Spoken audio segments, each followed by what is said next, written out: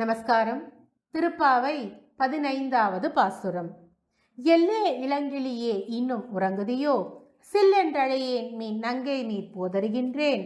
வல்லை உன் கட்டுரைகள் பண்டேயுன் வாயறிதும், வல்லீர்கள் நீங்களே நானேதான் ஆயிடுக. ஒல்லை நீ போதாய் உனக்கென்ன வேறுடையை, எல்லாரும் போந்தாரோ போந்தார் போந்தென்னிக்கொள்.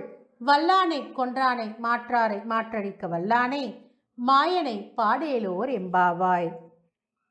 விளக்கம். இந்த பாசுரம் ஆண்டாளுக்கும் அவள் தோழிக்கும் நடக்கும் உரையாடலாக அமைந்துள்ளது. அடி தோழியே, இன்னும் உறங்குகிறாயா? தோழிமார்களே, சிறு சிறுவென்று பேசாதீர்கள், வருகிறேன். நன்றாயுள்ளது உன் பேச்சு.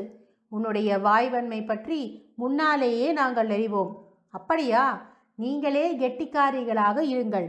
நான் மட்டமானவளாகவே இருந்துவிட்டு போகிறேன். சீக்கிரம் புறப்பட்டு வா. உனக்கென்ன வேறு வேலை? எல்லோரும் வந்தாயிற்றா?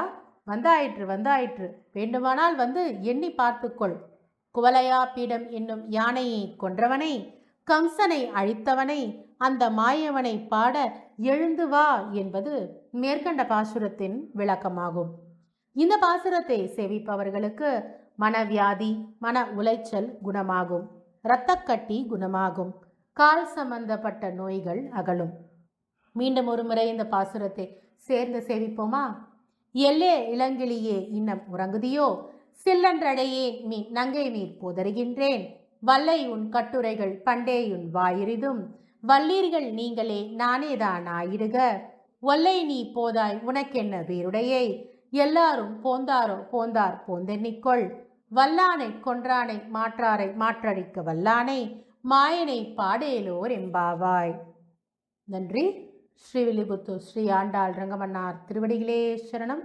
கோதா காந்தஸ்மரணம். ஜெய் ஜெய் ரங்கரங்கா.